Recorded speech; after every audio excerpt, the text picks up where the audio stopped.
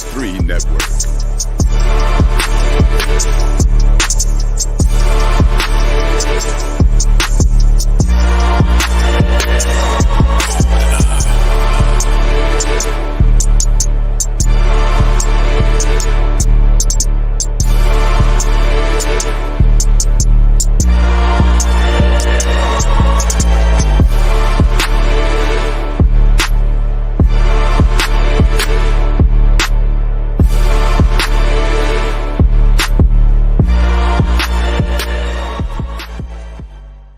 Bring back that beat, DJ. I don't know what what I was just thinking about. You notice how we done had this beat for a while, right? Mm-hmm. But it seemed to be hitting me different lately, man. Like I didn't react that way when we first got it. Shit. Yeah. Maybe I've grown. Maybe I've grown. That beginning too. Yeah. We need to start. You know what? When we do our little TikTok, little clips and stuff like that, we need to add like 10 seconds of that to it. Matter of fact, you know what? Maybe do something to where we not even talk. Just have us like this and just have a beat playing. Yeah. But I think that'll draw attention if people are scrolling and stuff like that. Oh, absolutely. Can't pay attention. Yeah, the beat is heavy. Yeah. Yeah. You can't twerk to it, but it's still. They'll find anything. I can't tell jokes like that. That's one. I'm gonna be in trouble for 5. Leave me not into this. Yeah, I can't tell jokes like that no more. I try to tell wifey, I'm a professional. Hell, I get paid to tell these jokes. They gotta be funny. These ain't jokes. Gotta take with it. Yeah. All right, Earthquake. Yeah.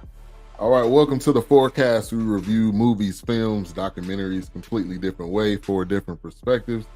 Got the 4 of us together tonight. Shout out to Chef Jeff for guest appearing last week. Oh yeah, that's right. We appreciate that. We appreciate that. Yeah. Great show.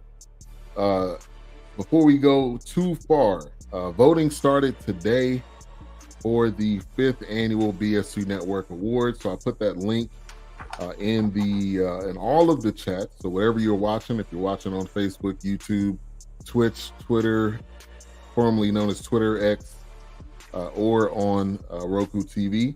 So go ahead and click that form and submit your vote. Your favorite show is in one of the categories. So go ahead and vote for them. And tonight coming up, we got Simone Biles Rising. It's on Netflix. And it was perfect timing, obviously, with the Olympics going on. But it kind of dives into her previous Olympic run and her reason for stepping out and some of those things. So we'll get into that tonight. It's a 2-part. It's 2 hours total. So it's a pretty easy watch. So I would highly recommend it. But let's kind of go around the room. Doc, how you doing? Welcome back. Oh, glad to be back. Glad to be back, Mortimer. While I was gone in Jamaica on our last night, I think it was, Trading Places came up and wifey had never seen it. I'm like, what? So imagine a kid introducing another kid to a new toy. Wow. I'm like, you gotta see this, Yeah. Wow. I'm like, yeah. So I told her, so I immediately turned it off and said, this is gonna be a Netflix and chill night movie for us, since you ain't seen it. Because it's one of those movies that I'll watch every single time it pops up. I'm gonna watch it because it's Eddie Murphy at his absolute best. Right. I'm a karate man. I bleed on the inside, but you wouldn't know that because you're a big Barry White looking motherfucker. that's right up there with Coming to America. If either one of them is on, so what she think about it? She because that's what made her ask. Now, what's this again? Who been putting out their clothes on my floor? Who been putting out their clothes on my floor? Get the fuck out.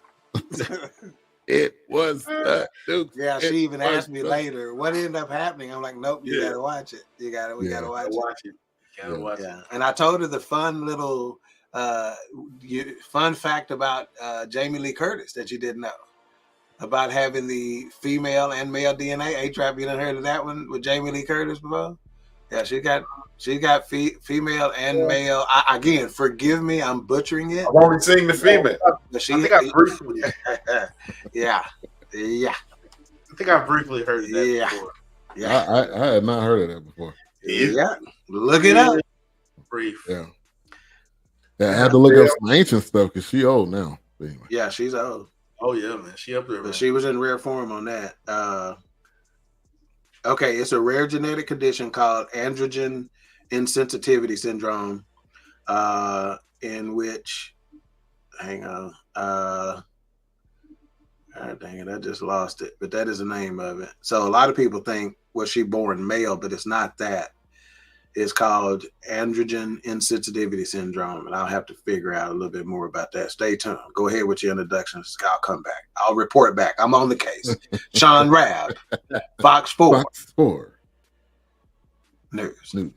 Get that pause in there, bro. Right, exactly. Hey, you've been doing Crime Stoppers a lot, man. Yeah, it's not. It gets confused with hermaphrodite, but it's not that. Mm-hmm.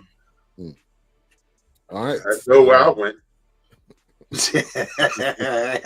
We're into the hermaphrodite store. I mean, mentally, that's what I was like. Right. I know. DLC, got the fun bags and the package.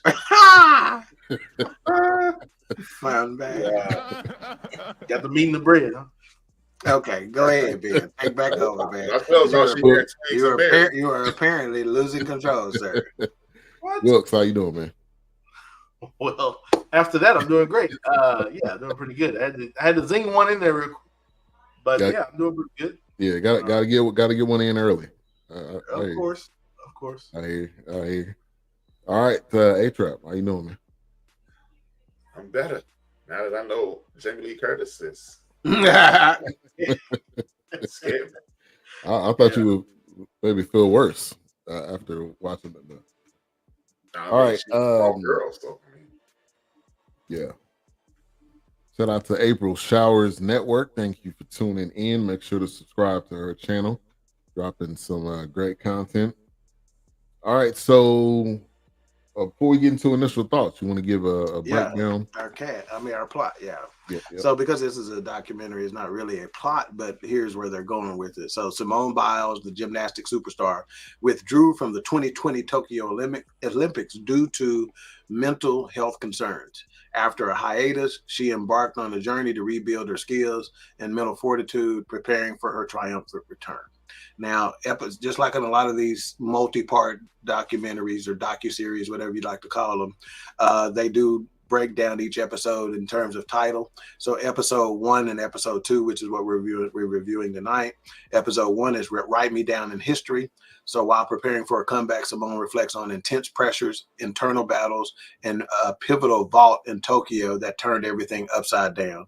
And then on episode 2, I Will Not Be Broken. At the World Championship, all eyes are on Simone, but as she looks toward Paris, experiences from the past are shaping how she thinks about the future. Yeah. And there you have it.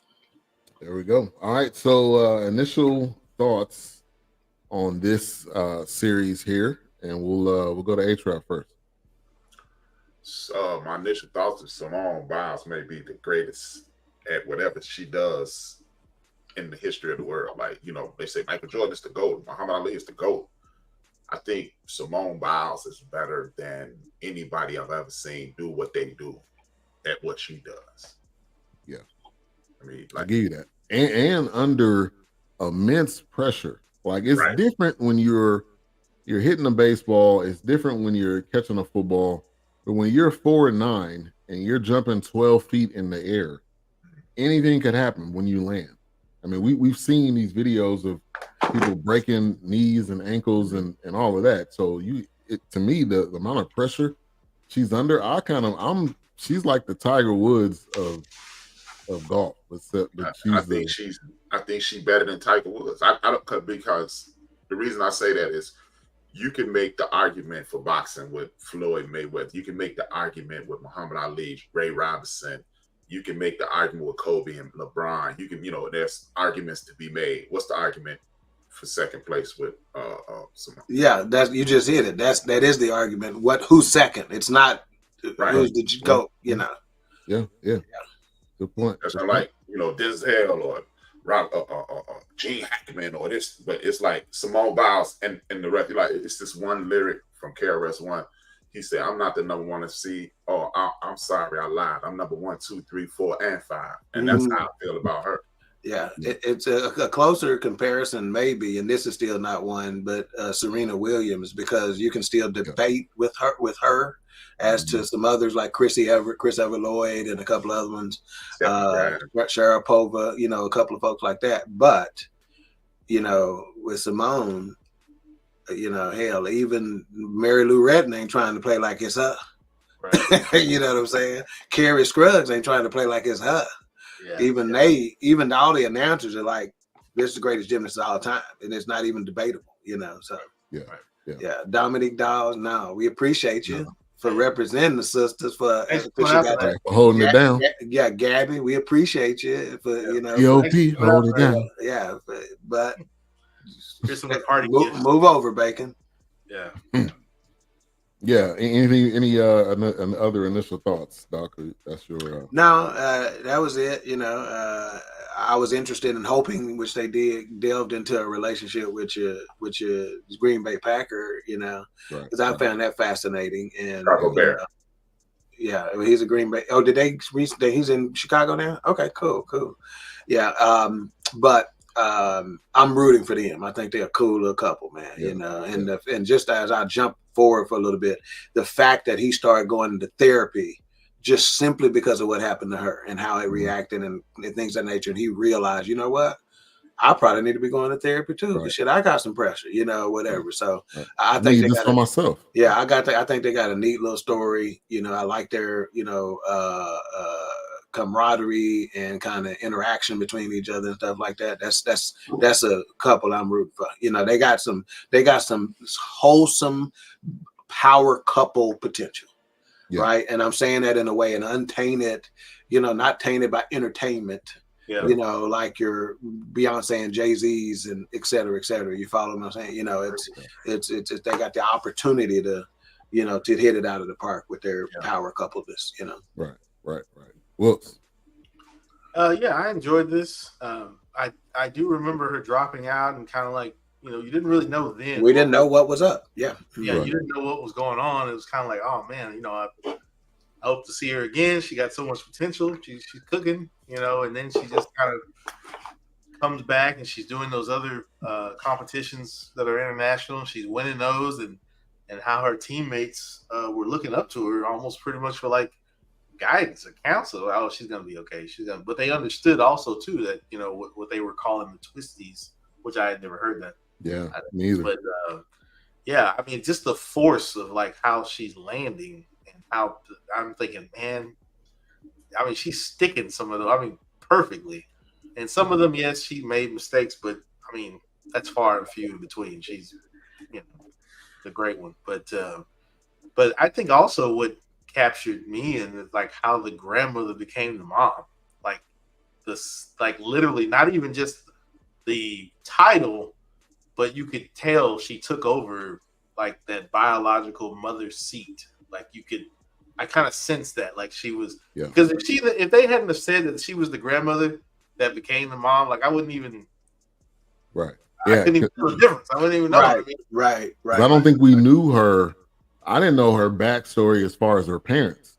Right. Because you normally, and during the Olympics, you'll see and they pan the camera over and you're like, yeah, here goes her mom and dad. I don't remember those moments, but I think that's just a beautiful story. So that was her dad, or that was her dad or grandfather?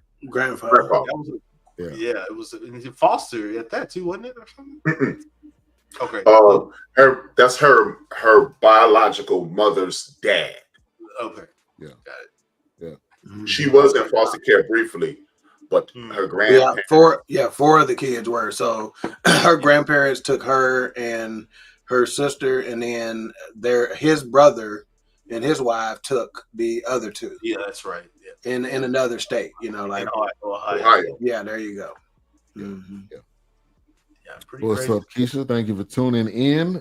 Keisha's nominated again for the Supporter of the Year. So If you would like to vote for her, she's popping into every show, dropping something nasty, dropping something funny, dropping some of everything. But you definitely be in the chat, so we appreciate your support throughout this past year.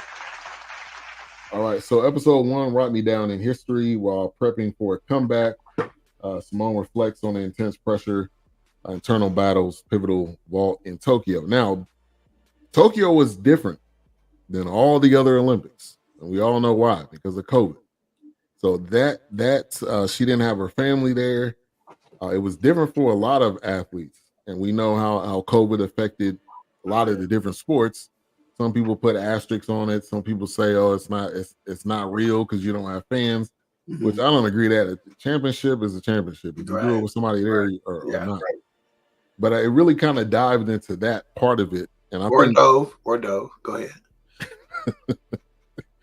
And I think that affected her. You know, her mom was there.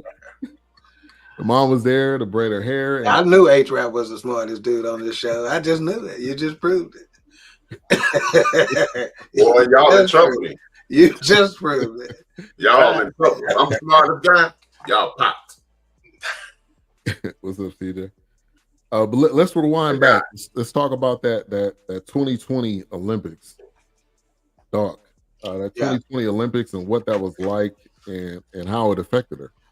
Yeah, because again, she came into those Olympics as the favorite, you know, and so all the pressure there, you know, and up to that point, she didn't think about having to navigate the pressure. It was just something that was a part of life.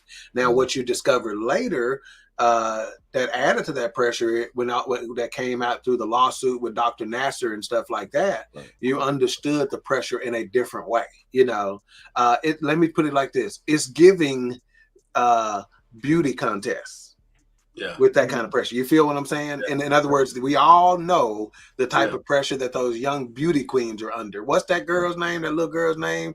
John Renee Bobbitt. What's her name?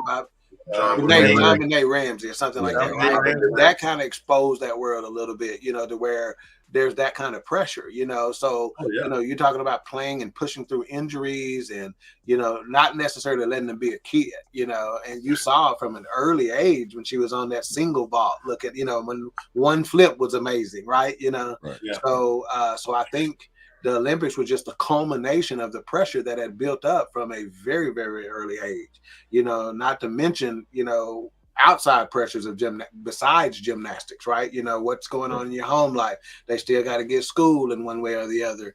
The popularity, you know, now not only Simone Biles, what makes her even more great, H-Rap, is that she had to deal with the criticism that Dominique Dawes got and Gabby, I can't remember, Gabby Douglas got. And you follow me? You know, so when Gabby Douglas won, before she won, she didn't have to think about her. Right. After she won, she did. Now every sister coming after you got to think about that. Right? You follow me? So I'm not only carrying the normal pressures, I'm carrying the pressures of an entire community. Right. And when you're great, you just get pressure based on that. And this is you know, CJ said LeBron's championship in 2020. People put an asterisk by it. Like, you still had to win a championship. It don't matter if it was in a bubble. You still had to play. Damn sure the Mavericks would have won. Hell, I wouldn't. We won. You're not putting no asterisk by it. The reason why you don't is because everybody had to play under the same rules. If they allowed, the Western Conference Finals was in a bubble, but because the laws were different in the East Coast, they got to play at their home arenas. Then maybe you can put an asterisk on it, but everybody played under the exact same conditions, under the same rules. And in it that way, what's the difference between that and playing on a rainy field or on a snowy field or on a, you follow me? Okay, is the NFC representative going to be less than because they got to play in a dome versus the AFC who had to play and go through Buffalo to get to the championship? It doesn't matter, you're right? As long as the participants had to suffer the same fate, you know, and they did, or consequences, or, you know, stipulations, and they did. So as far as I'm concerned, that's why you can't. They just handled it better. Right. Simple as that. Some people say Mavericks on the outside might not have advanced as far as they did in the bubble, you know, but because their team camaraderie and chemistry was better than some, that helped vault them. And that's just, hey, we dealt with those circumstances better than you. We won, you know. Simple as what it is. Yeah, A-Trap. And I'm not a LeBron fan saying that. Hey, I mean, like I said, man, this I was already a fan of hers, and this just proves how difficult it is to be who these people are. You know, it made being Michael Jordan be a little more special. It made being Kobe Bryant be a little more special, especially as CJ mentioned. It made LeBron James seems to be a little more special. And here's the thing: they only have the pressure of people in the United States. Yeah, this young lady was the entire world was watching her. Yeah, you know, it's amazing, man. I mean, this is intestinal fortitude beyond belief. And it kind of, I was watching this situation because Gavin, me and you know, Cool Cell was criticizing her for stepping down. And it just shows the asinine ability of sports fans to just impose their superficial guidelines on another human being. Right. So, Jason, what I'm about to say is going to be horrible, but I'm cool with saying that Jason Whitlock was the first person I almost wished death on when I saw what he said.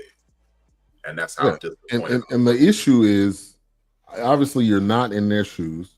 You don't know what's going on in their head. You don't know all of the.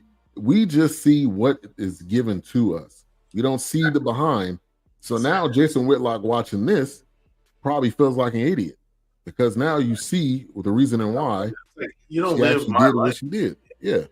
Not to mention Dr. NASA, she was one of his first victims. And when she came and brought it to the world, they told her, no, it ain't that serious. So back it up with that. Right. And he said that after knowing that. Yeah. Yeah. It's the level of things he was guilty of is just unexcusable. It's no excuse. It's repulsive. Like, especially when they trusted you. That means parents trusted you. That means the team, coaches, and all those people trusted you. And Trainers, you just did what you wanted to do. Right. Yeah. Yeah. To little girls. Right. Exactly. That are defenseless. Yeah. Great. Yeah. Wilkes, anything you want to add? No, I think that pretty much covered it because I also remember that coming up also, them holding I want to say it was even on C-SPAN. I thought it was that big. Trial, yeah. Oh, yeah. I was. And how many other, things we've heard about, women abuse, maybe women abusing the other kids if they're not falling, they're hitting them, they're not standing correctly, they're throwing stuff out. I mean, it's just and I'm gonna say this too. So check this aspect of it. They didn't dig into this a lot, but in the world of gymnastics, right? Because a lot of the other countries, the Germans and Russians, and a lot of those other countries were winning consistently, right? Nadia Comaneci and winning all these titles in gymnastics. That what America started doing, what USA started doing, is grabbing the coaches from there. Yeah. Well, you got to understand the coaching culture there is a hell of a lot different than the coaching culture here. Yeah. Hell, some of these countries, they threaten your family if you don't perform well in events like that. And that's not hyperbole, right? That is the truth, So the coaches, they are a little bit more heavy-handed than we were here. And so I think what happened is they came over with that heavy-handed approach and it grew, because again, they start performing too. So that leeway to be heavy-handed got extended. Those boundaries got erased and blurred. Sometimes they had the coach's family hostage. You ain't winning. Yeah. And they had that married couple that had a camp. I believe it was here in Texas. Yeah, that's right. And they were. It was like military. I mean, and they breaks and I think that goes into what's happening now with sports. Even in NFL, there's only two preseason games, 2 or 3 depending on whatever's going on, and then they're limited on what you can do.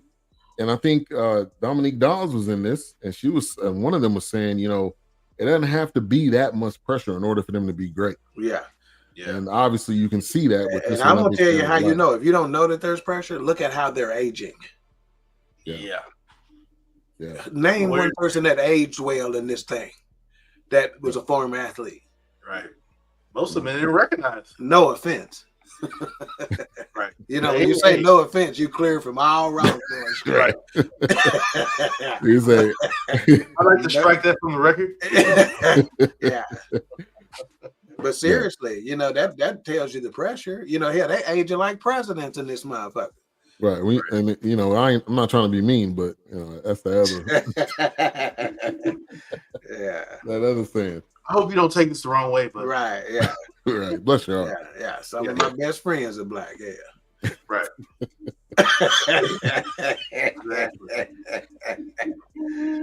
Yeah, and I think it takes a lot of a person to say, I don't feel comfortable. I can hurt myself. I'm gonna step away.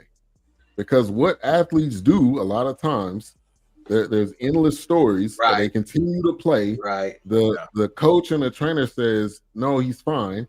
They continue to play. They end up tearing their Achilles. Having a KD, having a variety of different athletes. Then it ends up being like, well, maybe you should have just not played. Like, they really can't win. Either you play or don't play. You can get both sides of it. Oh, absolutely. I mean, RG3 was never the same after he had that knee injury. Never. Yeah. And he just got fired. Right. Did he?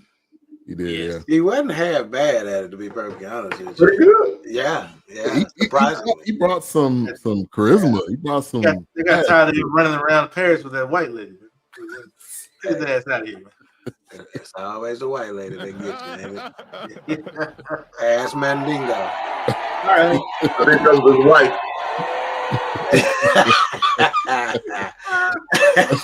That's what she said. But okay, so let's talk about similarities between this and, was it Coco Gauff? That was the tennis player that just recently. No, it wasn't. Was it Coco Gauff? You talking about Naomi Osaka, right? Naomi Osaka. Yeah, it was her. Same situation, right? You know, so a lot of parallels to that. You know. Yeah. And that just goes to, we value mental health more now. Yeah. And I think the athlete is more, mature, and again, it's more of a brand now than it is like, I just got to do what my coach says. Like, I got my own brand. Well, think about it. Think about it. Some of these sports, man, that the athletes that are, you know, from our community, right? So a lot of times sports saw mental health the way our community saw mental health, right? Yeah, you know, right. As it was a weakness. Right. You know, and so now some of those, you know, misnomers and myths are being, you know, dismantled. So, we're taking a different look at it. Yeah. Let's look at this comment by CJ. That's very difficult for a true athlete. Telling somebody that does this for a living to stop competing is damn near like telling a regular person to stop breathing. Right. Yeah. That's right. I don't know. I think it's more we can see the results of toughing it out better now. See, when Bill Russell toughed it out, he just went on and lived his life. When the doctor and when Walter Payton, when they went on, they just lived their lives. Now, with media being in everybody's hand potentially, I believe athletes see. Like it brings y'all sports fans. So I know y'all watch Full Court on TNT with Barkley and all those former athletes. One thing, every time I hear about an athlete saying, "No, I'm not. I'm gonna go ahead and get healthy," instead of being healthy enough to play, it's when Chris Webber said this about they were talking about toughing it out, and Chris Webber said, "Have you ever seen Bill Russell walk?" And he shut the room up. Right. The struggle. He need to sit down. And I was like, yep. And I personally have experience with it back in 2010. My son was on the football team, and I went to every one of his games. I had a family emergency. And before I left, I said, B, if you hurt your head, sit down. Took care of the emergency, came back at halftime, and he was sitting on his helmet. And I just walked up. I said, "You cool?" He said, "Yeah, I hurt my head." He said, "I'm thinking about quitting too." I said, yeah, let me know. I said, I got your back. And, you know, thank God I've never had a head injury. Like CJ said, I probably wouldn't have quit. I probably wouldn't have quit because of my heritage and the history of head injuries in my family. Yeah. My dad. I probably would have quit, but I'm sitting here with an achy back right now. Because, and 50% of it from a car wreck and 50% of it's from football. So no. Yeah, and that's Calvin Johnson. Everybody was like, man, why are you retiring? And he said, man, it's hard for me to get out of bed. He's less, I don't think he's 40 years old. Who was the quarterback for the Colts? What was the Johnny Unitas? Sorry, not the Andrew Luck. Yeah, Andrew Luck. The training camp. Hey, I named quarterbacks for the Colts. Hell, I might not have been what you were looking for here, but that's what they were. Yeah. Well, man, Calvin Johnson stepped away abruptly, and people were like, "Why?" Well, like, you could have still played. He's like, "It's hard for me to get out of bed. It's hard for me to like grip a cup. It's hard for me to do basic things that y'all people talking sitting on the couch." It's my corn chips. Right. It's my job to run into you at 22, 30 miles per hour, man. If nobody has seen that concussion movie, the NFL tried to Smith. They tried to sweep it, but it tells you everything that it breaks everything down. Now, don't every time an athlete, a former football player passes away, ain't that the first thing you thinking of? First thing I'm thinking. First thing I think. And sometimes it's the way. Because if they end up and that's immediately that's what you go to. Yeah. And to be all honest, Antonio Brown, he got a podcast or a whole network. I think it's called CTESPN. The views expressed in this program are not those of BS3 I don't know. Network, even though they're being spouted by BS3 him fucking self. He said it. I'm not lying. I'm not making it up. I'm lying on that. As a Colts fan, I have no beef with Andrew Luck retiring early. Oh, not at all. Because at the end of the day, when you retire and you go home and you live in your life, 9 times out of 10 people ain't gonna think of you. And I could be, oh man, let's go. Let's send Andrew Luck some get well letters. Let's come by. Let's shout him out. So same thing with Simone Biles. Your body tell you, man. Yeah, you gotta listen. And so we talked about Wilkes. You mentioned it, the twisties. I never heard of that. That was the first time I heard it. I don't know what that was. I thought twisties was a thing you keep your bread fresh with. You know. Hey, that's what I said. I was like, they talking about bread wrappers? I said the same thing. What's up, Blue Streak? But I got an obsession because I save all of those. They're in my drunk drawer right now. So if anybody ever needs extra twisties, I got them. And that's the easiest thing to get lost. I used to keep a Ziploc bag of twisties, but not anymore. They get lost so easy. I admire you, sir. Those and that little white clip. Yeah, they put on the bread.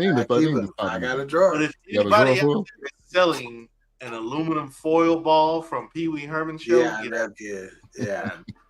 What's up, Blue Streak, who's also nominated for Supporter of the Year. Shout out to you. Thank you for your support. The twisties. Let's talk about that for a little bit. Yeah. So it's a gymnastics phenomenon where an athlete suddenly loses their sense of where their body is in space.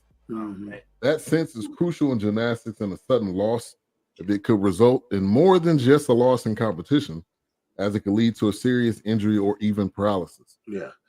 I can see that. I'm sure, let me say this. I'm sure a small potential lies with this in, let's just say, track and field for pole vaulters or high jumpers or whatever, right? But the difference may be is these gymnasts are flipping at a quicker rate, right? Their rate of flipping is quicker than what a pole vaulter or a high jumper does. And generally there's just one upside down turn for a pole vaulter or a high vaulter. Right. But for a gymnast, there may be 3 or 4, at a high rate of speed. So shit, I can see that. To me, that's when I think about, can I do a back flip or can I go do, how they'll go start running and do 4 or 5 flips in a row? Can I do that? My first thing is I'd lose track of where I was at. I wouldn't know what was up and what was down. Yeah. So I'm also curious I'm also curious if they have to like not look at the lights. I'm sure they're And trying plus, to I'm big boned too. But go ahead. Well, It's water weight. I don't know. My big mama said. My big mama just said, "He be big bone. He husky. Leave him alone." Take this honey bun and go sit down. Bronson is part of my hand food store. No clip. But so it's one of those things where I'm sure they can't look at the lights. They have to focus on where they're going to land. Yeah. I can't imagine. I'd be looking all over the place. Look here, and she has. They're doing it from a young age, man. Like from a kid. Yeah, like 4 years old, 5 years old. Yeah. Go ahead, Extra. It happens in baseball a lot, actually. This pitcher from St. Louis, Avery, they moved to the outfield. He couldn't throw the ball over the home plate. Oh yeah, it happened to him. He got over it. Chuck Knobloch, it ended his career. He couldn't throw the ball from second base to first base. And that's the easiest throw in baseball. There's a catcher. There was a catcher that couldn't do. Yeah, the yips in baseball. A catcher couldn't throw the ball back to the pitcher. Imagine how dangerous that is. He's overthrowing. He bounce him in. And that's A1. You got to do that every time. It goes without thinking, but that's the problem. Exactly. They start thinking. Right. And so for her, who has, I believe it's 5. 5 elements named after her. 5 skills. And the amount of flips that she does, and also the surface is not. Most of them are not soft. It's not like you're falling in sand. It's not like when you do the pole vault, you're falling into a parachute. It's padding, but if you fall on your head, you still die. Oh yeah. Or break your neck, or whatever the case may be. Especially at that high speed. Oh yeah. And if you're coming off the parallel bars, that's a higher, that's up higher, than vault or But then for her, she's getting more height than the average gymnast. Oh right. So she's getting more speed, more height. So for her, it's more dangerous. Figure skaters probably suffered a bit. I bet. Trying to do a triple Lutz. Or whatever. Yeah, and there was, with the Olympics going on, they showed this old clip. This girl was probably 14, 16, and they called it a dead. I think they called it a dead flip. Where you're a great name for it. No, but here's why. So it's only one bar, I guess, at that point in time, maybe. And you're standing up on the bar, and you do a flip off the bar, standing on. So they had to basically eliminate that because if you move one pinky toe, it's over. Oh, you're gonna shoot folks in the pinky toe, huh? I like it. Put it out there. Let me see. Put it all out there. But it also contributes to the statement that she might be the greatest at everything. The greatest at whatever she does. Compare her to everybody in the world. Simply because in the World Championships last year, the last World Championships in 22, excuse me, and even in the 16 Olympics leading up to the 16 World Championships, 18 World Championships, the thing was you had coaches in other countries saying, you have to outlaw what she's doing because we can't teach her. We can't do it. Right. Yeah. We cannot teach what she's doing. So we should outlaw her. Yeah. That's your bad. Yeah. So imagine sports fan. Here's a comparison that doesn't even measure up. Bob Hayes was one of the greatest, one of the fastest. He changed the way the NFL played defense. There was no zone before then, right? So she's basically, not only has she changed a defense, she's not just changed one move, not 2, not 3, not 4. She's got 4 moves that are her own, and she took another one from somebody else. Right. Because she did what was named after them better than they did. Right. It's never been done. And she's got the most medals. Yeah. 37. She's got the most medals of all time. So 37. Yeah. She did. And that's after dropping out of Tokyo. Right. And the fact that if you do one pole vault or you do one move and you realize, okay, I don't know where I'm at. Yeah. Like immediately you gotta think like I can't do this. I'm gonna hurt myself. And she didn't really have And she had the support of her team too, right? Which I think was and what good. may be little known is the physical. I still don't think we're necessarily in touch with the manifestation that mental health does on a physical body. It has physical manifestations. Like sometimes you go to the doctor and they're like, when they're saying it's in his head, he doesn't really have whatever condition it is, it's in his head, mental health has a physical manifestation sometimes, and that is no different than what this is. Right. True. And it's all, one another thing that just continue to big up Simone is this. This shows you how being a jerk don't pay off. Because if she would have been a jerk, it's just been like whatever. But her always supporting her teammates, always encouraging, rallying the troops, being there for her friends and her teammates and everybody. They galvanized and supported her until she was right.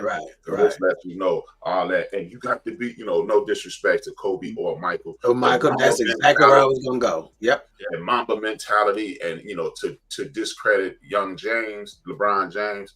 This is letting you know, hey, maybe you don't have to be that unless you're in the midst of competition. And once you step off the court, you can be everybody's friend. Here's the deal. They, see, to me, it's a matter of they may have needed to be that for themselves, if that makes any sense. You don't need to be that to get your teammates up, right? Because everybody doesn't respond the same way.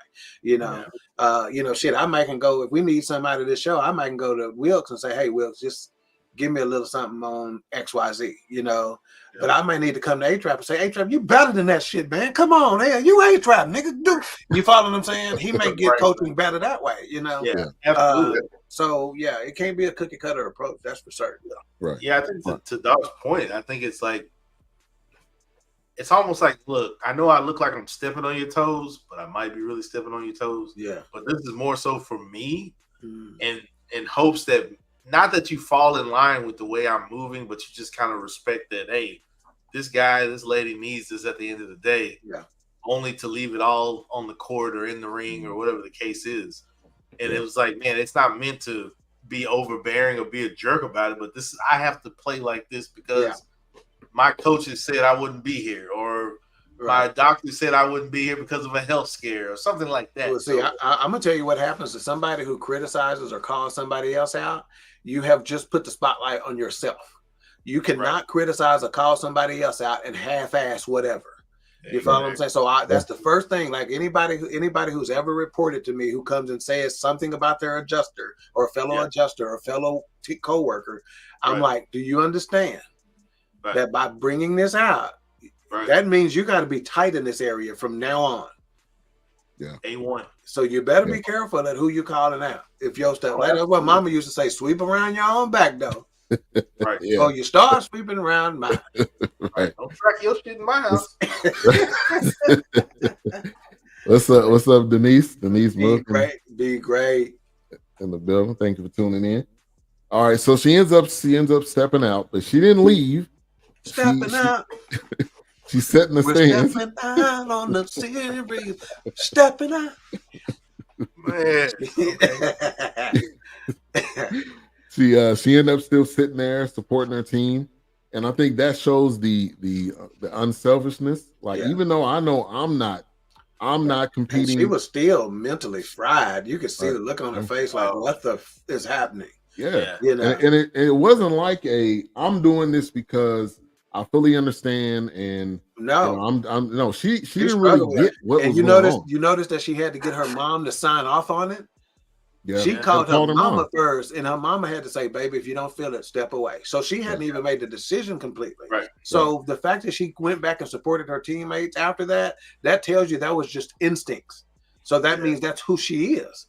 Because she was still lost and trying to figure her own out stuff. How many people would have been in the locker room with their head in their hands, crying profusely, just like, what is going on? This is it. This is, the Olympics is only once every 4 years. I'm not guaranteed to be. The body changes immensely in 4 years, And it's got to happen right now. And she said it. This is happening right now. It's got to happen right now. Like I've been practicing and all of this, and it's happening now.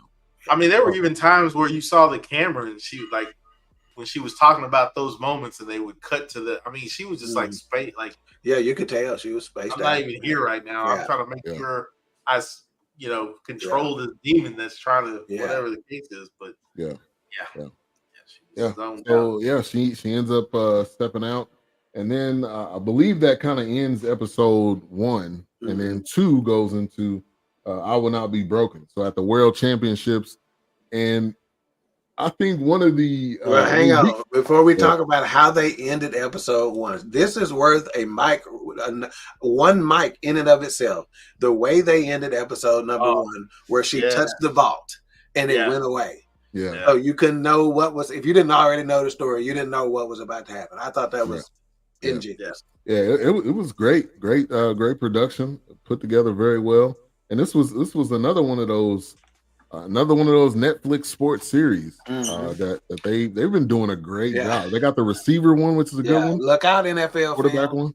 Yeah, really. The only thing you got is the great voice of John Vicinda back in the day, who tells a story like nobody else. Boy, get your chills just hearing about the frozen tundra of Green Bay. But then Netflix is trying to develop a new niche for themselves. So, she was on autopilot. I agree with you. I agree with you. And they even got the first live boxing match, which I don't know if you call it a match, but Tyson versus Jake Paul. That's going to be coming up. You mean a scripted fight? Yeah. Please knock him out, please, with both hands crossed, please. It's a side mission for Jake Paul. You got to get knocked out. Just knock him out, okay? So you can stop.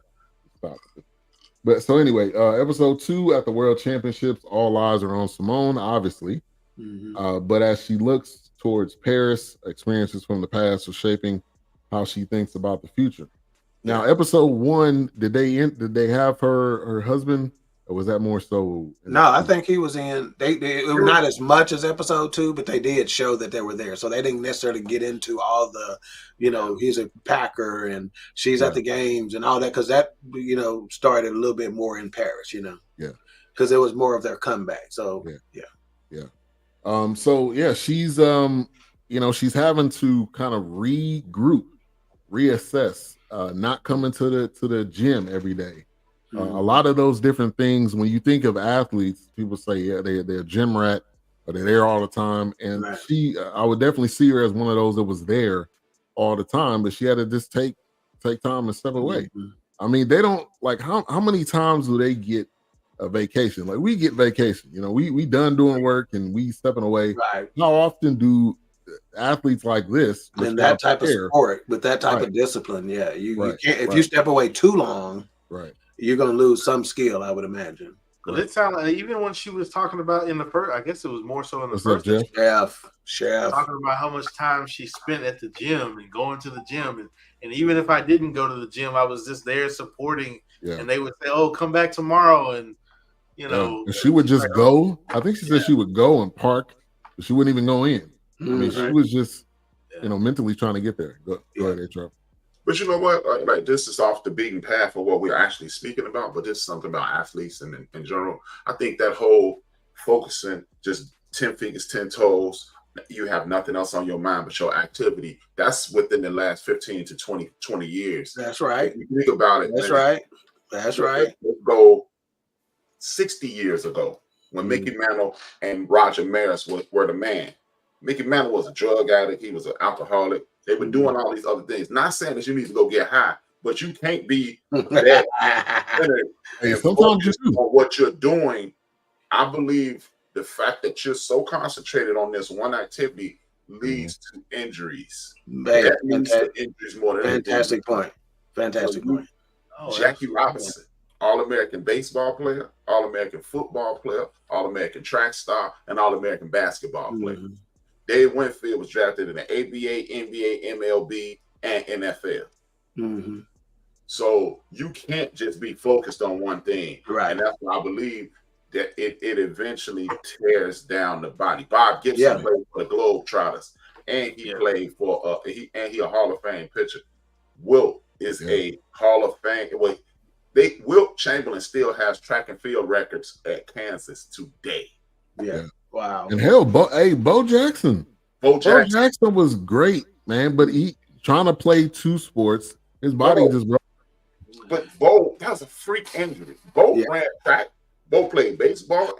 So it's a situation. Here the deal is, A-Trap, to support your point, that it not only, so when you play all those other sports, it's developing muscles and that you don't typically use on a daily basis. So you were a more well-rounded athlete from a physical specimen standpoint than I'm developing these one group of muscles for this particular right here. Right. So not only did it have from a mental standpoint, it gave you a break by being in other sports. So it has a physical component and a mental component by being a multi-sport athlete. That is one of the things that I'm saddest about for kids, especially in high school, like coming into freshman year. You almost have to declare at your freshman year, at the latest, you have to declare what your sport is. And I think that's sad. Unless you are just truly, truly, truly exceptional at all of them, they're not going to let you do it. Hey, and CJ, you're right. I mean, the coaches, everybody. They was doing a line, come out there. I was going to say at halftime, they smoking on the bench. They eating hot dogs on the sideline. And being to debunk that, the Bo Jackson theory, not to put you on Front Street or nothing. But to debunk that. Put his ass on Front Street. I'll take it. Bo Jackson theory. Deion Sanders played at Florida State while Bo Jackson was at Auburn. Both of them played All-American level baseball. Both of them played All-American level football. Both of them went to MLB and dominated. So the Bo Jackson thing was a freak accident. If that don't happen to Bo might be the only dude to make it in the Hall of Fame in both sports. You're right, man. You're 100%. I hate that ended 100% right. happening. I was a big fan. Prime was an all-state basketball player. People don't know about that. Oh yeah. Prime has 27 points a night with no 3-point line. Yeah. Wow. Yeah. So yeah, she going through to the World Championships, which then obviously COVID was over with. Her family was there, which was a big piece. Her mom was able to braid her hair, which, man, we talk about everything we've done. That's culture. The mom is gonna braid the girl's hair. That's a part of not just. It's when we go to the barbershop. It's not just a part of getting your hair cut. That's a part of community. Man, look at her. You want to talk about it? Yeah. So for her, that was well needed. Her mom felt it like you needed this, and that kind of goes back to COVID was just a different beast. Some people needed the crowd, some people needed their family, and some people was okay with it, but not everybody's the same. Yeah. And you know what? I want to stick up for CJ's generation, right? Well, not only because I have a child, and CJ and my daughter are the same age. She'll be 27 in December. He's already 27. They're born in 97. But this is something if I wish I could have y'all here with me, I could screenshot y'all and show y'all notes from literally when I first started doing Into the Bench at my phone. I put exposure, support equals opportunity. Simone Biles' mother and father are drug addicts. Her grandparents stepped up.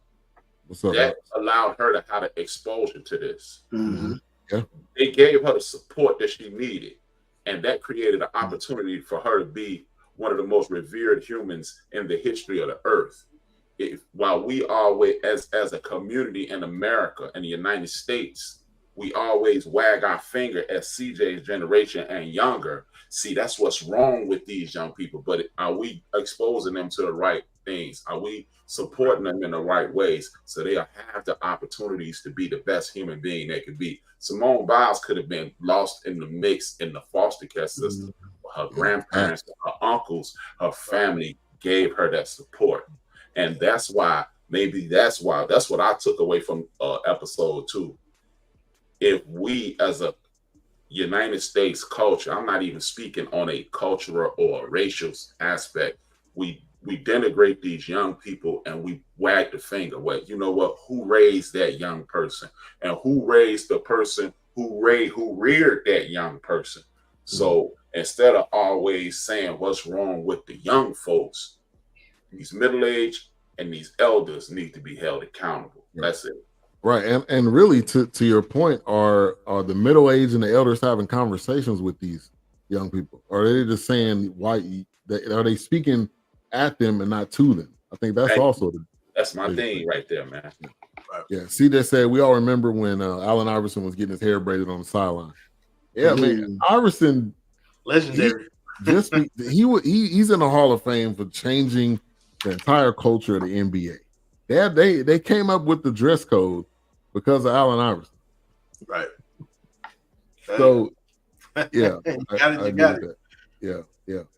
All right, I know you gotta get ready to run, right, dog? Yeah, and I just put up what Rotten Tomatoes 100%, IMDb 7.10 out of 10, Common Sense Media 4 out of 5. We don't hear a lot out of Common Sense Media, but they weighed in on this one. Google 82%, but that mic rating of Rotten Tomatoes 100%. What is that? The second time we've seen this? Yeah, since we've been doing the show.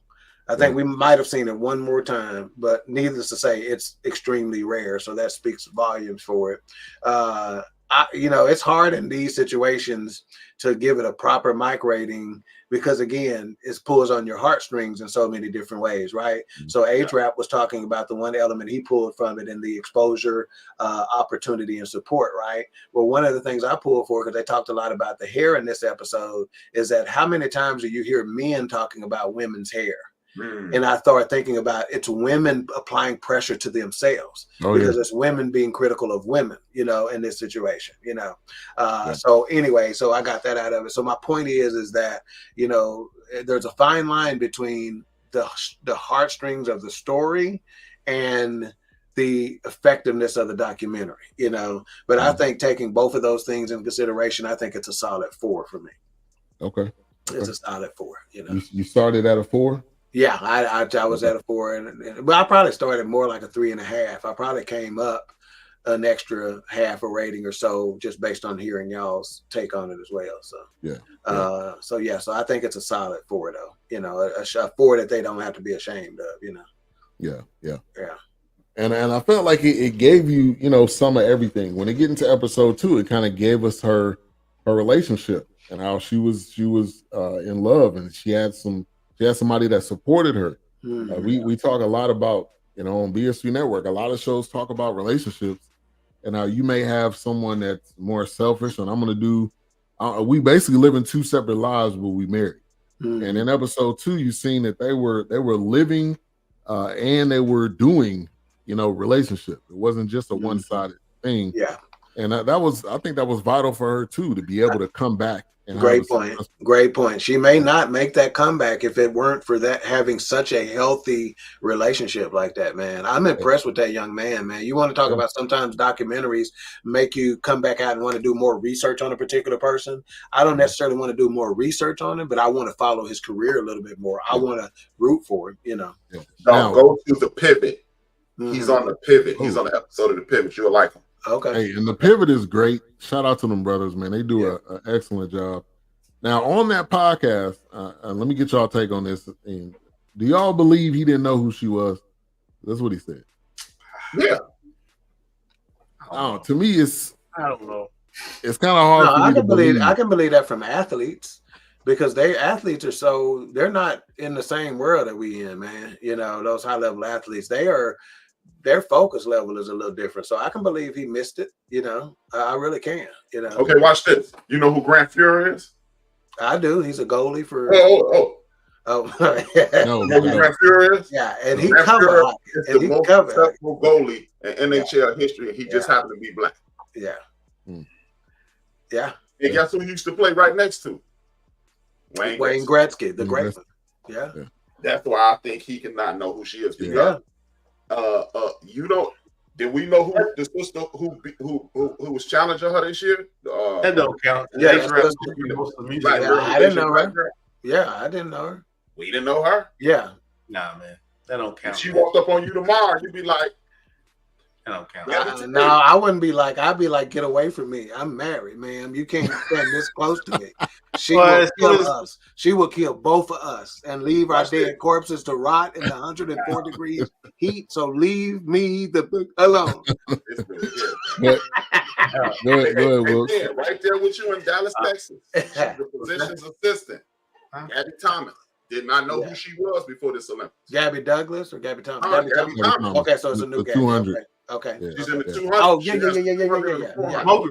Yeah, you're right. A-Trap, I'm with you on it. Yeah, I'm with you on it. Very possible. It's a lady who she calls herself a mixologist, but she got a PhD. So I mean, think about this too. Do you think a 40-plus-year-old black person would have missed Trading Places?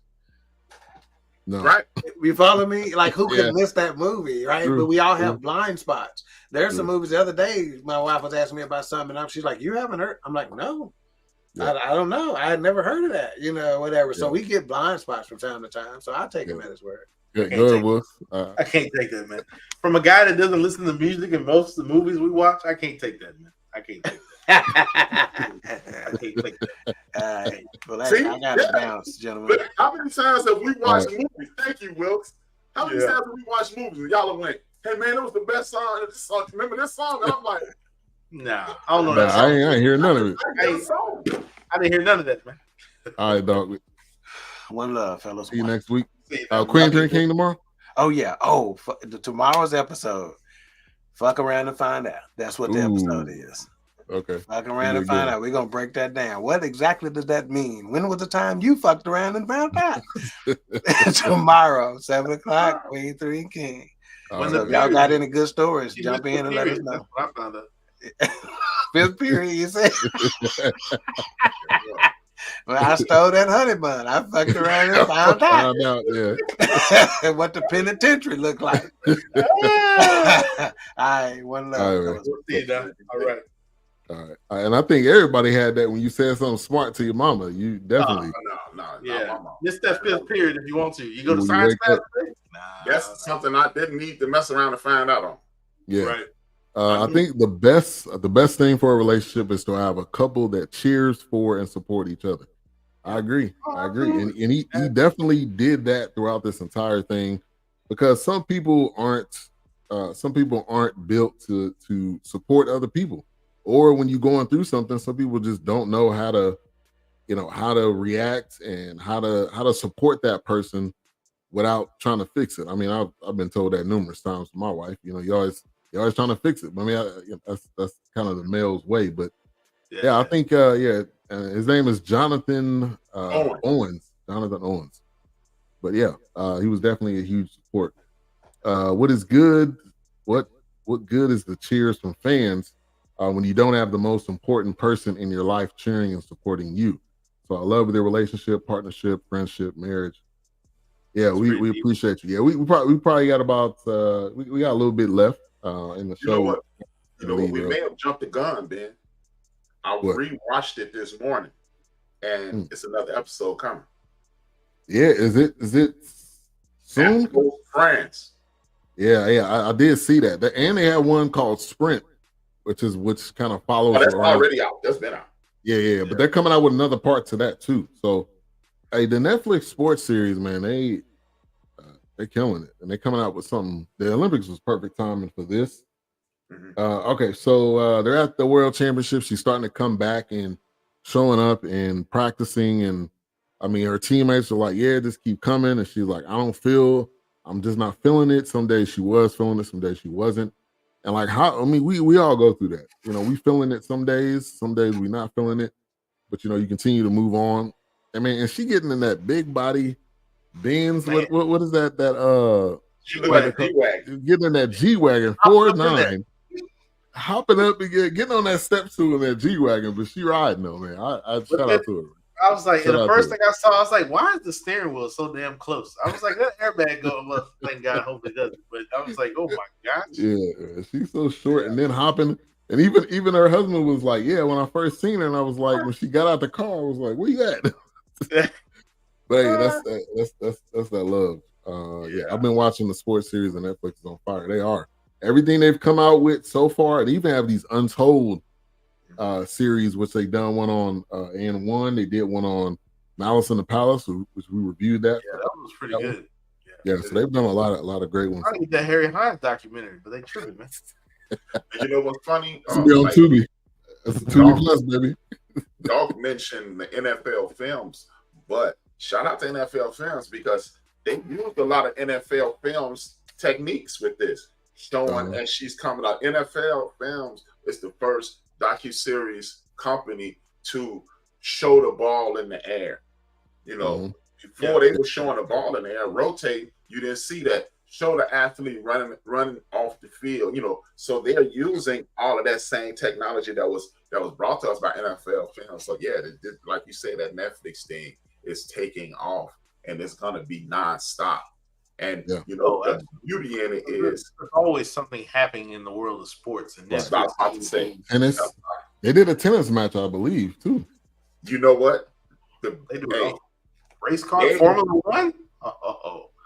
Yeah. ESPN was too proud. ESPN is going. Hey, he just said, mess around and find out.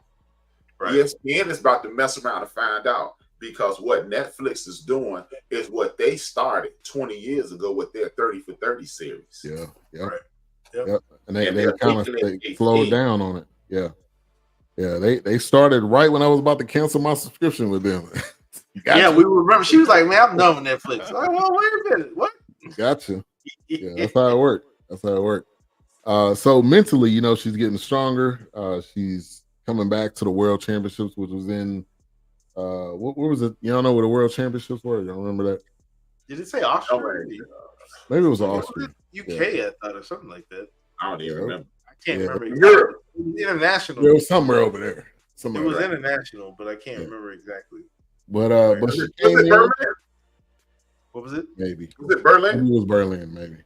Oh, I think that does sound familiar. I think it was Berlin. That sounds familiar. But I mean, she came in and she killed it. I mean, and I think she needed that time away. A lot of people need that time away to regroup, to get get themselves together, and that's a lot to deal with mentally at this level of sport, at how great. Because when you're at this level of greatness, the one moment that you have a slip up, I'm not gonna say a failure, when you have a mistake, it's like, oh, they're washed, or they're not good anymore. And that was what people were starting to say. And obviously it was, they were incorrect. But you fast forward to this Olympics, and I think she got silver or bronze, and her teammate bowed to the young lady from Brazil, and people were clowning for that. I mean, like we can't be happy for somebody else, especially for her that hadn't won. I mean, she even said the girl in Brazil was doing crazy stuff. Yeah. Like that was her competition, and the girl from Brazil was like, "I don't want to go up against Simone Biles." Like, what? Right. But her impact is now starting to go to the next generation. I think it was more what her and that other sister said.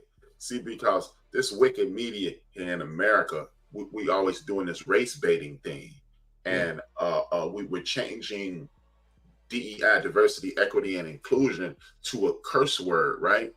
Mm-hmm. And what they did was, the young lady is biracial, the one the silver, Simone won the bronze, and this Brazilian woman won the gold.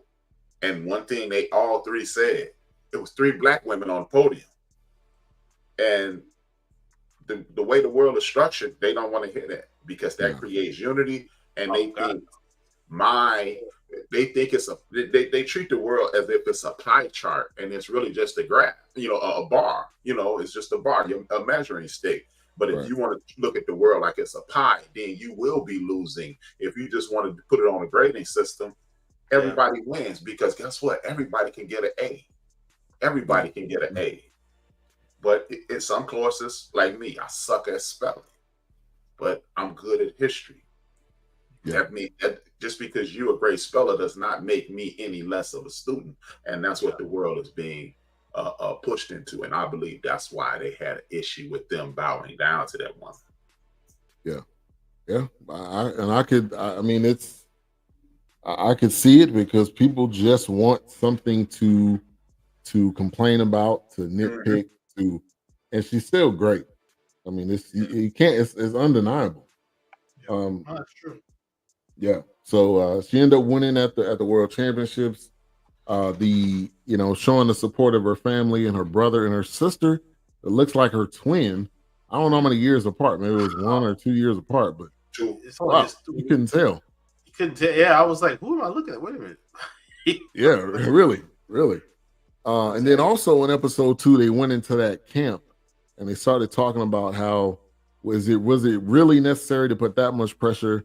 And then it talked about Nasser and that the I don't know if they were Russian married or couple. Hungarian. You're right, married couple. Yeah, it always blows my mind when I see stuff like that because as a kid, you watch these games if you did, but I know my grandparents, my house, we sat down and watched those games, and it's kind of like, man, the way they flipping through the air, I'm like, man, she doing it injured with the ankle, but then years later you find out it's like, yeah, they're pushing me to do this, and I don't want to keep doing this because I'm a kid. It's a kid. She was 14.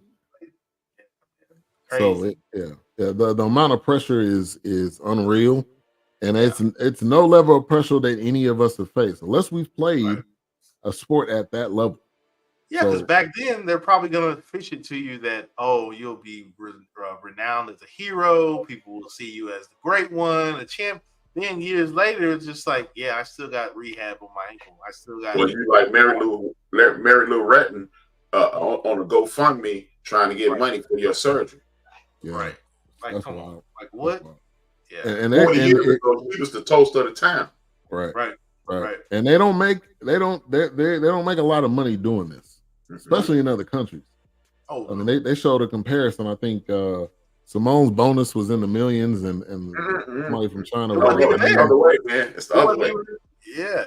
These guys over here getting $36,000 to $40,000. They over there getting laid out. This one dude from this country, he 32, 33. Yeah.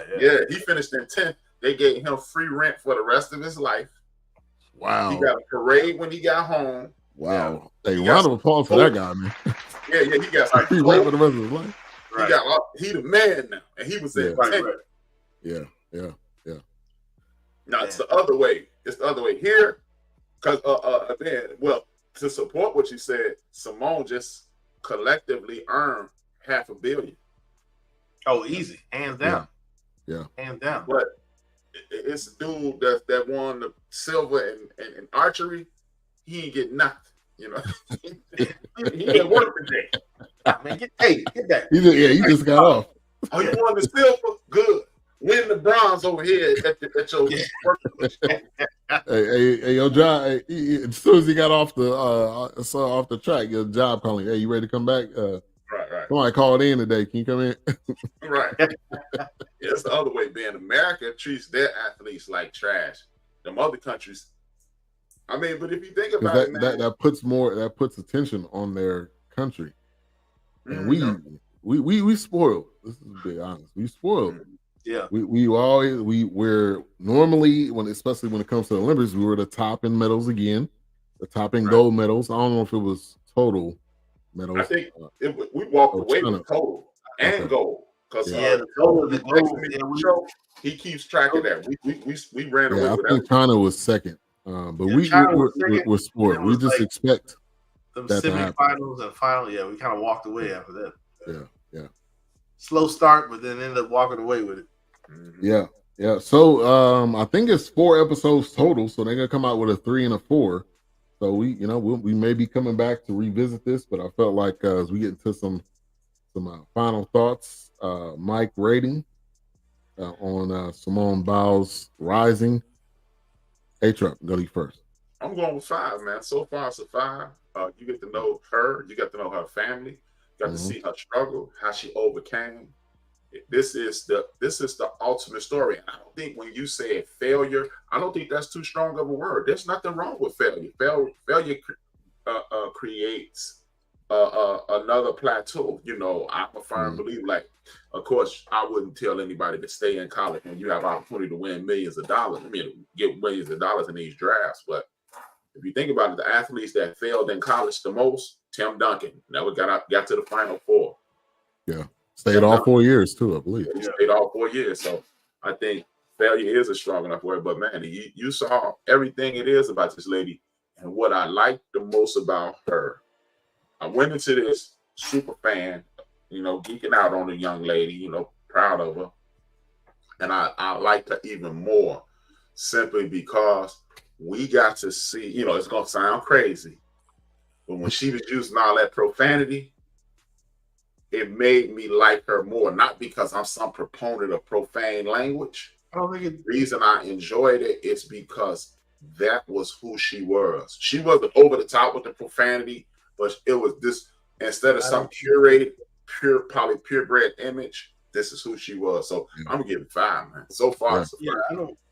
I don't think that was a bad thing. To H-Rap's point, it was one of those things where it's like, look, I'm not Colgate Smile every damn night. This is not what I'm doing. Right, it's impossible. Right, stop. I'm not doing a Scope commercial. All right, this is not a damn Tide commercial. I'm not showing how lovely my fucking sheets smell. No, I'm not doing it. Okay, I'm out here making mistakes, trying to just do what I love and get back into what I'm doing. So no, I understand H-Rap's point. It almost makes the media and the sports world put them at God level, goddess level.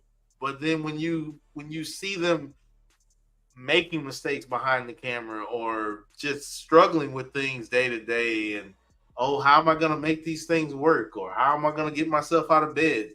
That becomes the level of like, you know what? You're still human. Yeah. I am still. I'm not bulletproof. Yeah. My sports might be bulletproof.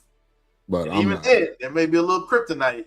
But I think H-Rap's point is right on. And and as I was hearing, it's kind of funny because as I heard, I was like, "What'd she say?" Yeah. I mean, she was keeping it real, and I think too, that's why I like documentaries so much, is because it shows you the person not just on the court, in the locker room. That's why I think The Last Dance was so great. I mean, that team was so great. To see them just sit down and talk about it, to see Jordan just sit down and like, I didn't like that. I mean, to hear him in his grudge that he had and all of that, and with Simone, just being able to talk about it, like, man, I didn't like what was going on. I hated what was going on. The emotions, the ups and downs. I'm from the West Side, man. Dude from the West Side of Chicago. I got to do that. I know it's Isaiah, man. It's Isaiah. West Side, man. It's the West Side, man. Let's go, man. I think you're absolutely right. I think you need to see that moment, and it's not even about being vulnerable. It's about, this is who I am. Damn it, who I am. If I wasn't flipping and vaulting in the office, be me every day. Right. Like, what are you talking about? Exactly. Yeah. What's your rating? I'm gonna have to give it a 5. I mean, I enjoyed watching it. I know as a kid, I enjoyed gymnastics very much. Because look, they doing what I'm not doing outside the backyard. They flipping and bouncing. I can't even do a cartwheel. So I'm barely trying to do a cartwheel, right? Yeah. So y'all in here running and flipping and landing in spot. Yeah, hey man. So I've always enjoyed the Summer Olympics more than the Winter Olympics, but just because of gymnastics and track and field, I have my other favorites, but just something about the track and field and gymnastics and floor exercise is crazy. But I have to give it a 5. I enjoyed it. Yeah. So I'll watch this. They need to pick up track and field and gymnastics if they really want to keep people watching. Yeah. Oh, absolutely. Absolutely. Yeah. I mean, I like the other ones, but they're not going to be big as track and field and gymnastics. Yeah. Nobody care about no equestrians. They don't care about no horses jumping over. Yeah. Hey, man, with Snoop on there, I bet you people was watching it though. Nah. They was watching the highlights, man. Highlights. Martha and Snoop. Yeah, you want to see Martha and Snoop. Right? Yeah, they was puff passing off screen. We don't want to see no slave horses jumping over no poles, man. Right. No, trauma, man, trauma. Hey, if you want to do something, bring up that sharpshooting with homeboy. The dude was. Did he have his hand? Did he have his hand in his pocket? That man had his hand in his pocket out there like a rapper. Hey man, that dude, man, he's an assassin, man. You better watch that cat. Yeah, really, that dude was an assassin. When they do the next John Wick, look out for Buddy, man. Hey, put him in there. Man, hey, 15 years from now, that dude gonna be on the news, man. You better watch that cat. Man. Yeah, I'm telling you, man. Yeah, man. With his hand in his pocket, just mowing him down. Yeah, man. Hey, they gonna start selling his glasses prescription, man. They will. Hey, yeah, get this dude some endorsements, man. Get him some get him a Glock endorsement, man. I'm telling you, he gonna be the dude that ain't talking in the next John Wick. He gonna be at the desk. He gonna take the dude from the wire job.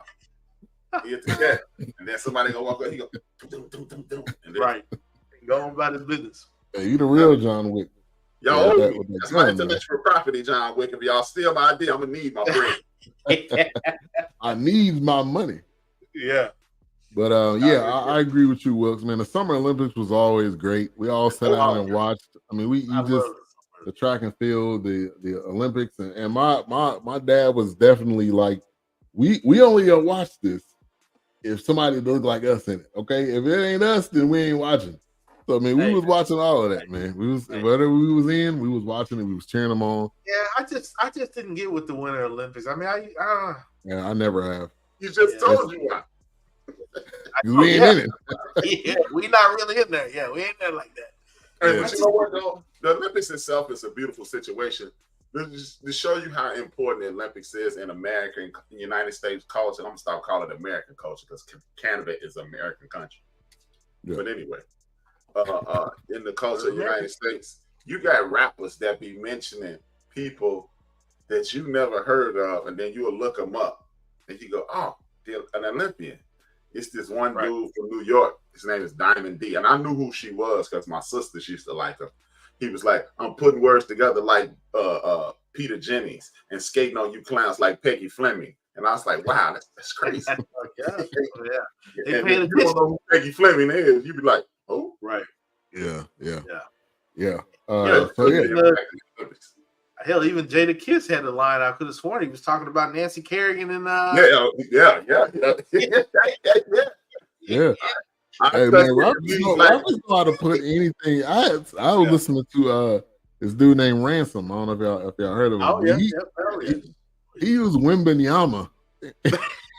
Like, bro, hey, you gotta be good. You gotta be good to put that. Somebody use Antetokounmpo in a line in a verse. I mean, like that source material, man. That's what I always loved. Hey, that's what I love about my boys over at Griselda Records and West Side Gun and Benny and Butcher and all them other man. I'm like, shout out to Big Mo. He put me on to those cats, man. Man. That Buffalo. It's hard for me to do West Side Gun voice, though, man. His voice, I can't do it for that long. He's not even rapping; he's talking. hey, yo, he sound like the dude from Full Force on. That was funny. Hey, yo. Like, man, just put a little bit of bass, man. Yeah, please. Yeah. But you know what? Anyway, I wish you, because I have never listened to a Kendrick album because his voice. That voice, man. That voice. Yeah, his voice be going up, down, up, down. Yeah, he goes. His voice goes. Man, I'll be like what? Yeah, he be all over the place. But so I'm gonna give it a 5. I think it gave you everything.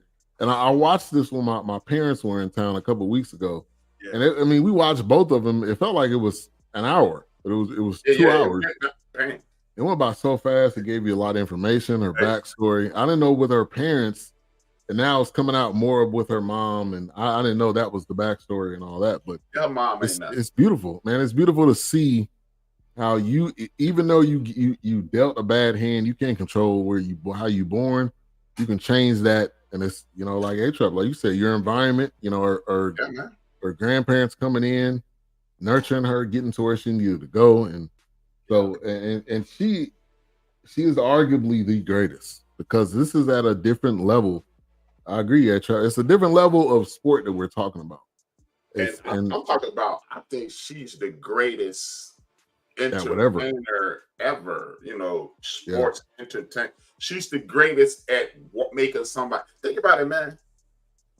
Who's dominated their world like her in regards to entertainment? Actors haven't done it. Definitely Dave Lewis, but you can always say, well, what about Ed Norton? What about you? You can, what about? When you say this lady's name, Yeah, it's four Olympics, right? This was her fourth. This is her fourth Olympics. She got like 30. Cause look, put like this. She's so dope. Siri got her answer wrong. Siri, how many medals does Simone Biles have? They said 16. She was like, look, Siri then came back. No, not you, Siri.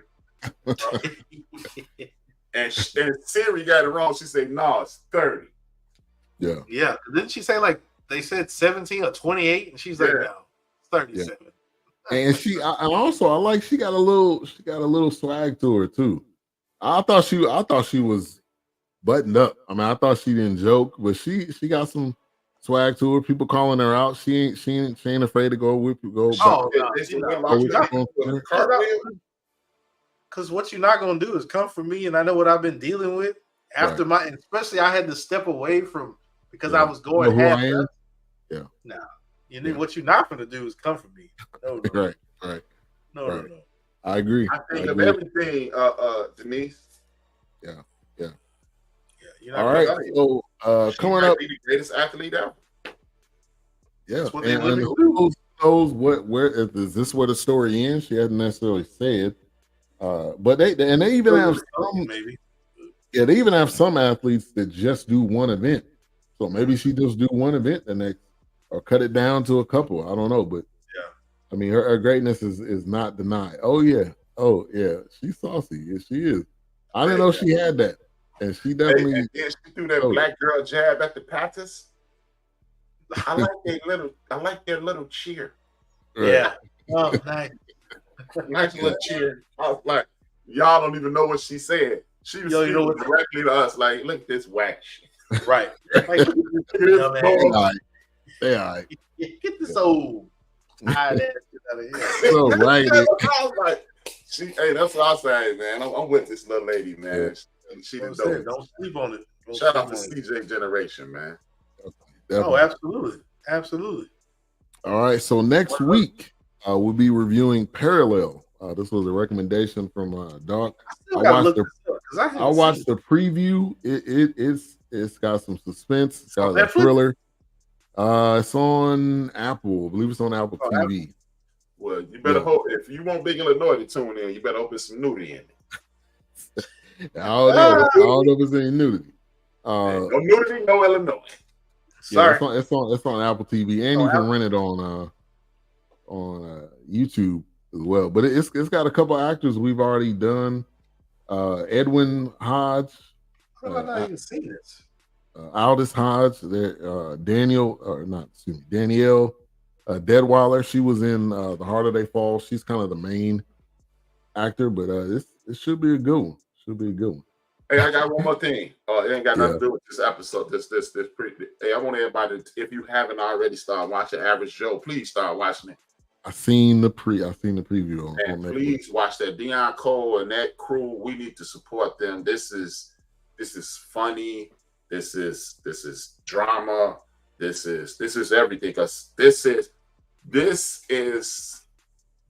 is equivalent to The Wire, but from our point of view, because it's so culturally relevant, the way they just jab at each other, like you know how in the worst like on our program here, we could be talking about child molestation, and one of us will throw in a zinger. They doing this on that show. Yeah. Hey, and man, Deion Cole is so underrated. You don't get a lot of respect. Where he from? No comment. No comment. Shot-town. Yeah. Hey, and on Blackish, whatever scene he was in, he owned it. It was his. Yeah, we wanted to hear what he was about to say. I didn't even know he had that because it wasn't really. It was kind of like backhanded, kind of like The Office funny. He wasn't telling a joke. He would just reenact something or make a funny face. But I'm gonna check that out. Average Joe. Man, you will do yourself a favor if you watch Average Joe. I'll put it on my social media, all over my social media today. Yeah. I want people. The second season is coming up, and I want already people to it because the second season is about to come out. Yeah, already. Yeah, man. Oh, dang, I missed the whole first season then. Yeah, it's on Netflix, man. Please, I want everybody. I want people to make. I want people in our community to make that the #1 program in the history of Earth. This is one of those we should support. I agree. Yeah, I want Dion to get all his fly. I want Dion to get his forest. Hey, I want him to get his wilderness. I don't want him to get his flowers. Yeah. All right. Well, what's coming up tomorrow on the end of the bench? Tomorrow on the end of the bench, I'm still curating the very, very end of it, but it's called No Man's Land. It's continuing this theme that I have with some of my favorite, some of the best music I've ever heard in my life. So what I'm doing is using their album covers as thumbnails, and it's called No Man's Land, and that's from the Souls of Mischief. And it also ties into what we're dealing with, No Man's Land. You got, I'm going to talk about how we need to get past this whole thing about we need to look past these plants being set here by the man. I'm going to say it, by the man, because I'm tired of these guys. We don't hear from Ben from BS3 in regards to politics until March 2028. Mm-hmm. And then it's running down. These people ain't done this. Okay, they never have the alternative. And I'm primarily going to talk about why is it a party? These are the three major things to talk about. Why are one party trying to do away with the Department of Justice? Why are they trying to do away with DOE, the Department of Education? And how, even though I am also suspicious of our good sister, Vice President Harris, not of her, of the, I'm going to talk about how let's not fall in love with this party, because at one point, her and Joe were on the outs.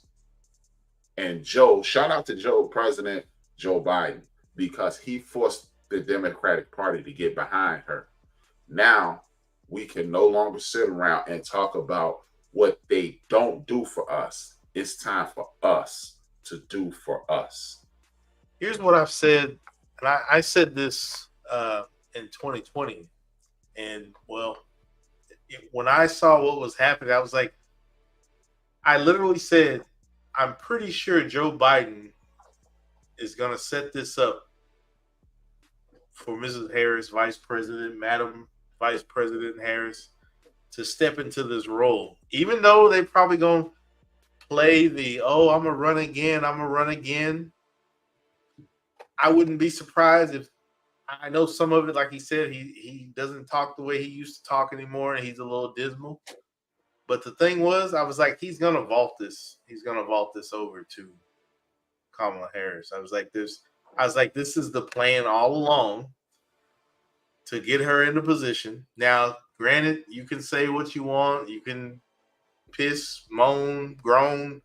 But here's the one thing that I'm starting to notice, this energy that's there now, because I think people have learned their lesson, even though Hillary wasn't the best. But I think they're starting to notice, you know what? We made a mistake with Hillary in some regards. Mm-hmm. We need to take this, a female president, possibly. We need this and take it seriously. That's the way I feel. Right. You're right, Denise. I'm not trying to push it on anybody, but I feel like the energy that's behind this now, it's like, okay, we may have mishandled the Hillary thing. Yeah, and we do have a chance to make history with this upcoming election. Yeah, and I mean, they say it every 4 years. This is the most important election, but it is every 4 years. It is right, because you don't know what that person in office is going to do. What their and whatever your political stance is, whether it be Republican or Democrat, as they say, just vote your best mind, whatever your best conscience, But that's just me. I'm not here to push my views on anybody. These are all my opinions and what I've seen. And after taking government's honors class, which I dreaded, but it's like it just pulls me back in, and I cannot stop watching. And I hate that I've been exposed to it, but I can't. Yeah. I heard everything you said. I totally agree. And what we can't do is we can't afford to sit around and watch her be Madam President. Right. We must come up. You've got to. You cannot be wide-eyed with the allure that a woman is now a president. Exactly. You still got to hold her feet to the fire. Exactly. She's still responsible, and she got to make sure she's uniting the party along with the country. I think this is our opportunity to create a Kool-Aid party like they made the Tea Party. And how your boy Raphael, that's how your boy Raphael is your son. Right? Fighting over the flavors, though. Well, it got to be cherry, right? Yeah, cherry. Red. Ain't no flavor, just red.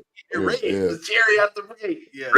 We just got to vote for the best candidate and pray after the fact. Have an agenda for her because I'm telling you, dog, look, because you can tell her party is not put like this. This and this alone lets you know that her party did not want her in this slot. No, they didn't. They weren't even accepting it when Joe stepped down. Yeah. They weren't even. They would say, "Well, who do we look for now? Who do we search for now?" And Joe said, "Her." Right. Yeah. And also that's lack of preparation, really, on both sides. You don't. Are you preparing someone else? Are you helping to groom somebody else, or are you just waiting to the end and you're like, well, we just settle for this? I truly felt like in 2020 this was going to happen. Because remember, for a while, she disappeared more than any other vice president did. Yeah. Mm-hmm. I mean, they were like, unless you were looking for her, you didn't see her. I honestly just believe that to my core. I mean, like I said, somebody can debate it. You know, I'm not here to push my beliefs on anybody, but it just looked like a easy setup to, hey, I'm going to vault this thing to you, and this is what we're going to do. We're going to secretly get you familiar with world powers. Mm-hmm. We're going to secretly send you on these international trips and sit down with some of these people with the possibility that Joe Biden is not going to run again. Exactly. That's just me. I could be wrong. I wish you will. A phone call. I mean, I don't know. Because they were definitely grooming Gavin Newsom, and what's my man? You think his name? He had the same name as the dude on Law and Order. I can't think of it. Schiff. Yeah. Those were the next two. Much like Clinton and somebody else, and Obama jumped them. Yeah, I remember that. Like, no, and isn't Kamala Harris? Isn't she a kind of a branch of the Obama administration? Didn't he put her name up for attorney general in California? Due to my Chicago roots, I ain't a real big fan of Barry. Barry. I mean, I don't not like him, but I don't. It's touch and go. I know. Yeah. I got it. That's how I feel about my mom. Barry is kind of like, to use a Chris Rock joke, Barry is like that uncle that molested you but paid your way through college. Of course. Now go put some money on your books. Yeah. Right. Yeah, that makes all the sense because she has not been visible since being elected. Mm-hmm. Yeah, she disappeared for a long while. And the DNC is tonight. I don't know if it's going on right now. Yeah, it just kicked off, I think. Yeah, right down the street from my house.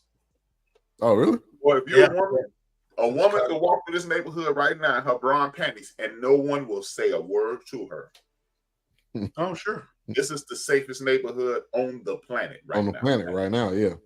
Oh, until tomorrow. You think they want to be on news after what supposedly happened with Trump? Is it for the whole week? Blackhawks over the crib yesterday. I don't doubt it. Hell, probably some damn paratroopers on the roof right now. Oh yeah.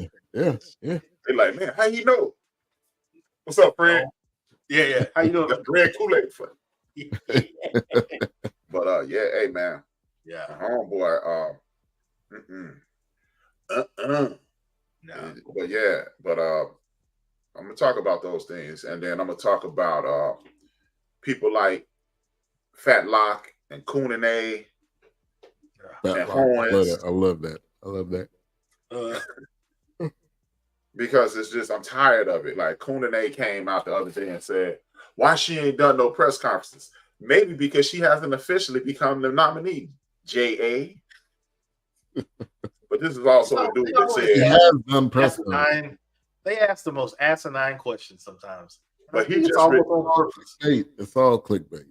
That's all. Yeah, he's no. What he's doing is he's pandering to his audience. The people that keep watching ESPN. He's pandering to those white boys that watch that because they see him on Hannity, and then he parrots Hannity, and then I'm gonna vote for.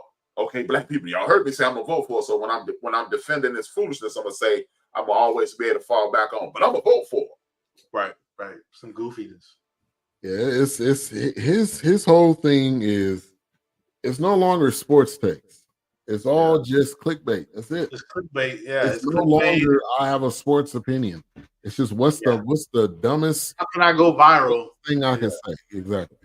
You're getting paid to go viral. That's it. Hey, but I hate that Steve Harvey introduced that dude to my life because I'm like, who the hell is this? Yeah.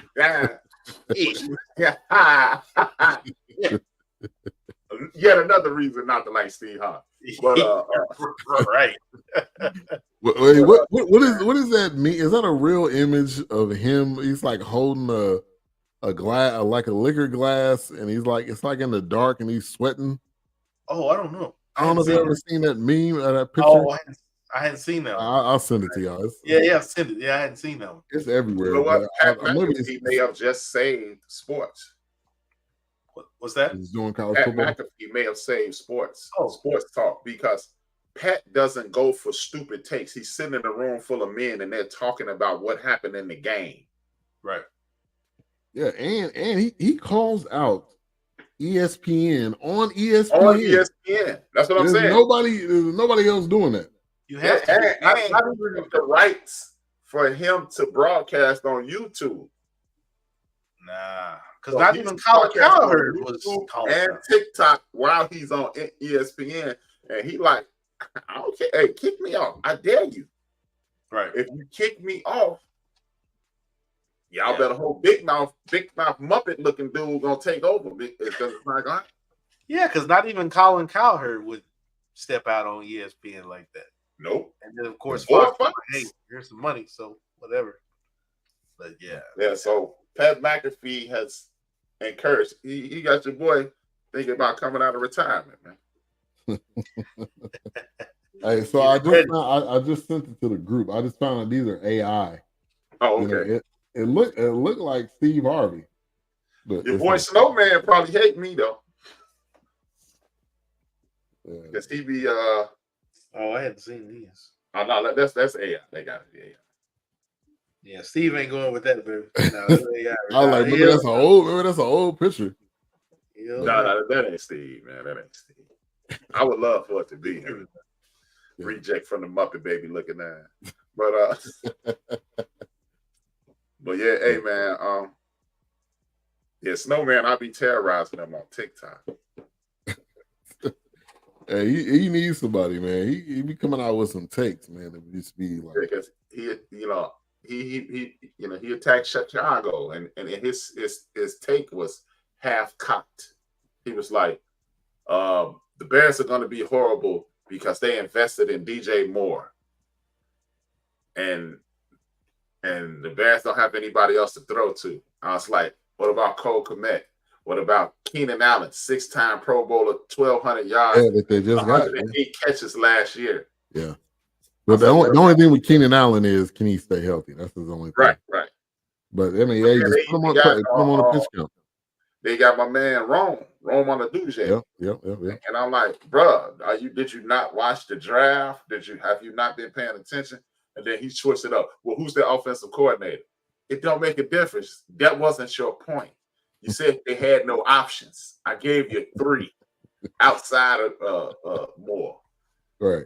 Like like the time we were on the show, he was like, LeBron James is on PEDs. I say, that don't work the same with baseball, right? What do you mean? I say, if you just take PEDs, you get fat if you don't work out. It's not the same with baseball. Right. Like, you ain't gonna get no great jump shot because you right, exactly. Right. Hey, you're not even gonna be able to hit better just because you're on PEDs. That's not how that works. That's the part where Barry Bonds like, man, let this dude in. Right. It doesn't make you you don't have better hand-eye coordination because you're doing PEDs. You better pitch either with Clemens. Not how that works. Because you got bums that was taking PEDs. It ain't no good. So it don't make you Superman. Hey, remember Brady Anderson? He took PEDs, he hit 50 home runs 1 year, and he hit 50 home runs for the next 8 years. Yeah, he was done. Yeah, that's a prime example right there. That should be A1 when we bring up that conversation.